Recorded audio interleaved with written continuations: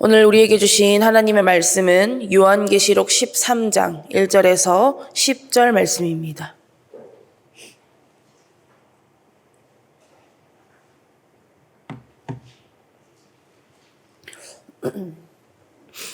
요한계시록 13장 1절에서 10절까지의 말씀 교독으로 보겠습니다. 제가 먼저 읽겠습니다.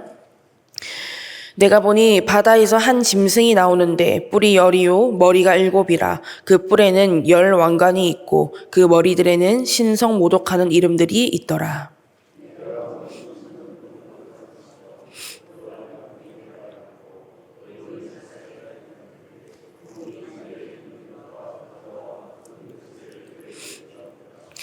그의 머리 하나가 상하여 죽게 된 것 같더니 그 죽게 되었던 상처가 나음에 온 땅이 놀랍게 여겨 짐승을 따르고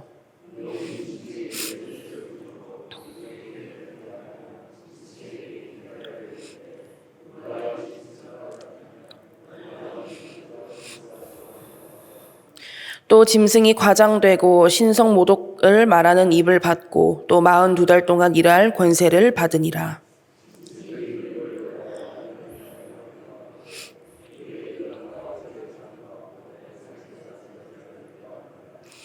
또 권세를 받아 성도들과 싸워 이기게 되고 각 족속과 백성과 방언과 나라를 다스리는 권세를 받으니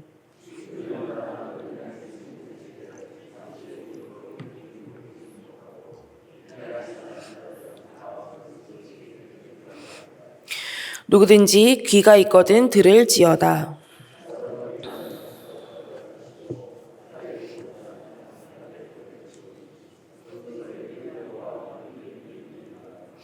아멘.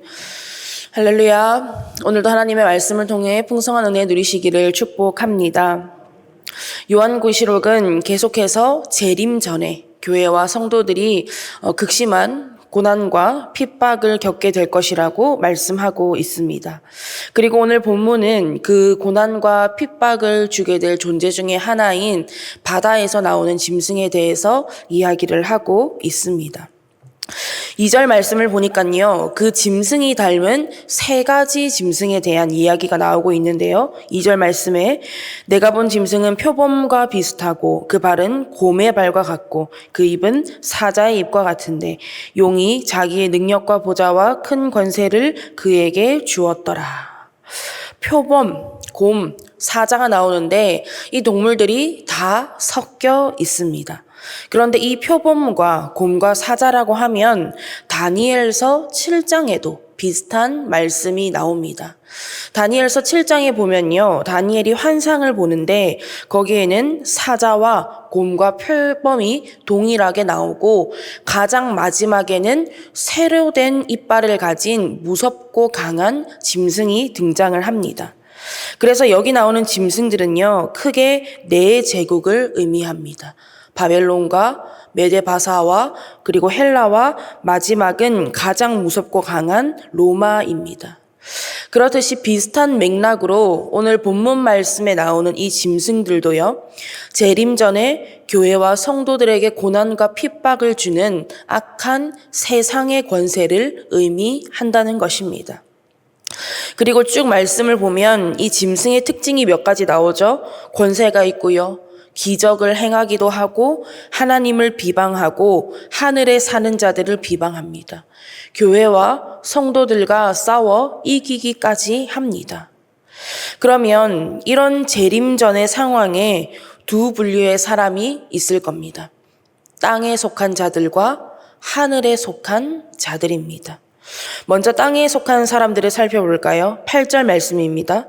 죽임을 당한 어린 양의 생명책의 창세 이후로 이름이 기록되지 못하고 이 땅에 사는 자들은 다 그 짐승에게 경배하리라.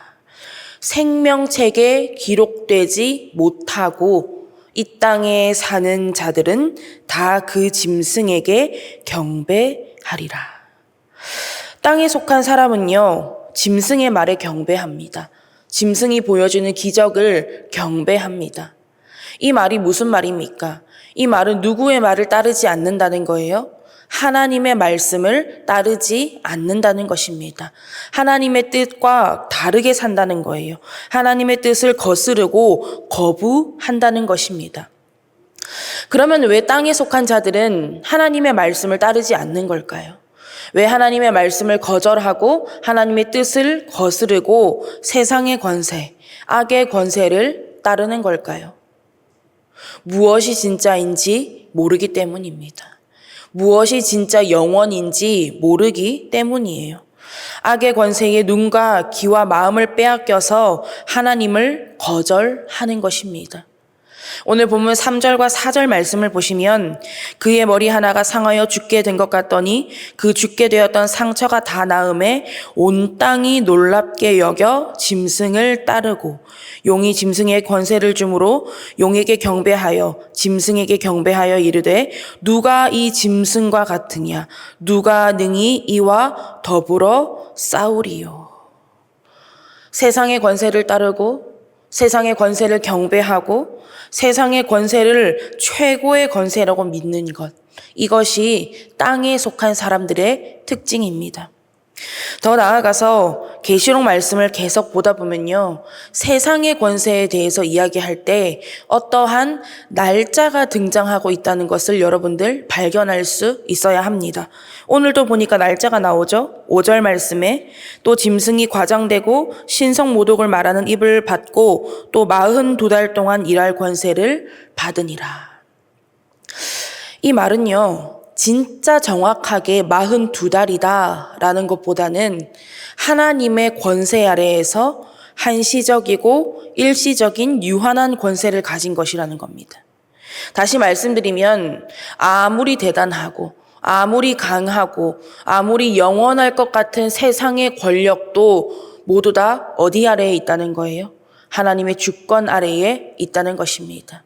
아무리 강해 보인다 할지라도 아무리 영원해 보인다 할지라도 하나님의 주권 아래에서 일시적으로 한시적인 권세를 가질 뿐이라는 겁니다. 그런데 이 사실을 세상 사람들은 모르는 겁니다. 세상 사람들은 세상이 전부일지 알죠? 그래서 영원을 준비하지 않습니다. 그저 이 세상에서 잘 먹고 잘 사는 것을 위해서 평생 노력할 뿐입니다. 이 세상의 흐름에 따라서 이 세상에서의 형편에 따라 일희일비한다는 겁니다. 그러나 여러분, 하나님 외의 모든 것은 끝이 있습니다. 하나님 외의 모든 것은 진리가 아닙니다. 하나님 외의 모든 것은 우리를 구원할 수 없습니다. 하나님 외의 모든 것은 우리의 소망이 될 수 없다는 것입니다. 이 세상에서 아무리 잘나 보여도, 이 세상에서 아무리 강해 보여도 하나님께서 이제 그만이라고 하시면 끝일 뿐입니다. 그러면 반대로 하나님의 자녀가 되는 권세를 받은 교회와 성도들은 어떻습니까? 비방을 당하고 고난을 당하고 사로잡히고 칼에 죽을지언정 우리의 이름이 생명책에 기록되었다는 것을 여러분 잊지 마시기 바랍니다. 우리의 권세, 우리의 힘은 다른 데 있는 것이 아닙니다. 우리는요, 무엇이 영원인지, 무엇이 진짜 힘인지, 무엇이 진짜 우리의 구원이요 소망인지 알고 믿는 자들입니다. 우리는 예수 그리스도를 믿음으로 하나님의 자녀가 되는 권세를 얻었고요. 영원한 약속의 삶을 받았습니다. 그렇기 때문에 우리가 정말 이 약속을 믿고 이 권세를 믿고 하나님을 믿는다면 교회와 성도로서 받는 고난 가운데서도 하나님을 붙들고 견뎌낼 수 있고 버텨낼 수 있는 것입니다. 어떤 사람들은 이렇게 이야기합니다. 나는 그냥 편하게 교회 다니다가 천국 가고 싶다. 뭐 그렇게까지 감당하라고 하냐. 그런 고난은 나중에나 올 일이지 나랑은 상관이 없는 일이다. 나는 그냥 하나님 주시는 복이나 많이 받고 싶지 고생하고 싶지 않다. 적당히 양보하면서 적당히 타협하면서 교회만 잘 다니면 되는 것 아니냐.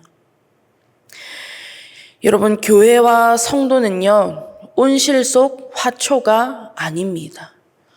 성경에서도 예수 믿는 자들, 교회와 성도들에게 환난과 핍박이 없다고 말씀하지 않습니다. 교회와 성도들에게 환난과 핍박은 분명히 있고요. 오히려 예수 믿음으로 인해서 겪는 고난과 핍박 가운데서 그것을 기뻐하고 감사하라고 말씀하고 있습니다. 그리고 그 가운데서 인내하고 믿음을 지키라고 말씀하고 있습니다. 왜냐하면 우리는요, 이 땅에 속한 자가 아니라 하늘에 속한 자들이기 때문입니다. 그래서 이 땅의 권세, 세상의 권세로 사는 것이 아니라 하늘의 권세요, 하나님의 자녀가 되는 권세로 사는 자들이기 때문입니다. 어떤 목사님께서 쓰신 책에 교회와 성도의 고난에 대해서 쓰신 부분이 있는데 조금 길지만 한번 읽어드리겠습니다. 잘 들어보십시오. 교회 다닌다고 고난이 없을 것 같습니까? 그렇지 않습니다.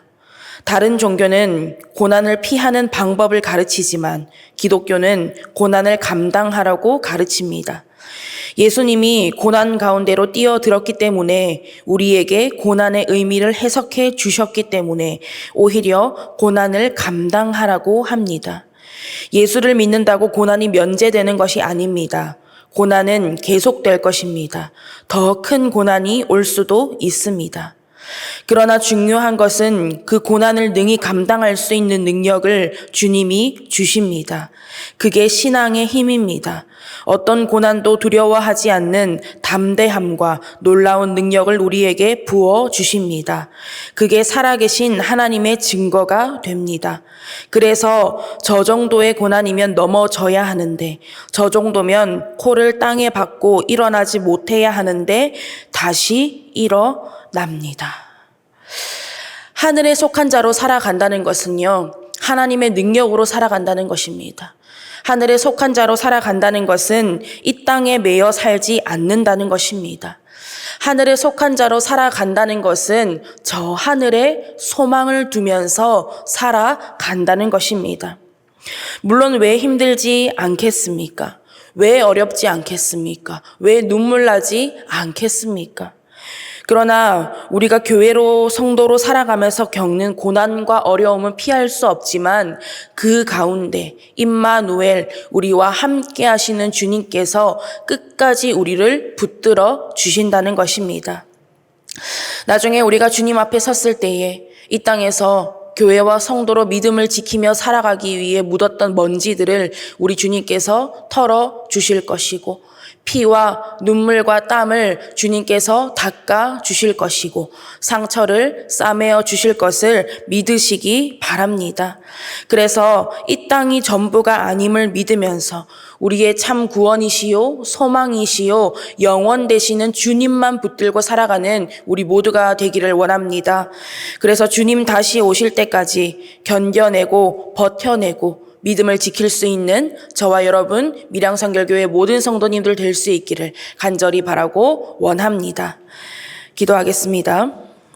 하나님, 오늘도 하나님의 귀한 말씀을 허락하여 주시고 말씀과 기도로 하루를 시작하게 하심에 감사드립니다.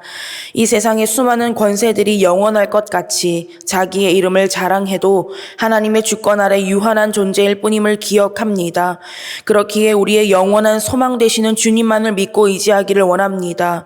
고난과 어려움 가운데 오히려 감사할 수 있는 믿음을 우리에게 허락하여 주시고 우리의 영혼을 지키시는 주님께만 붙들림 바 되어 살아가는 우리 모두가 되게 하여 주시옵소서. 감사드리며 예수님의 이름으로 기도드립니다. 아멘.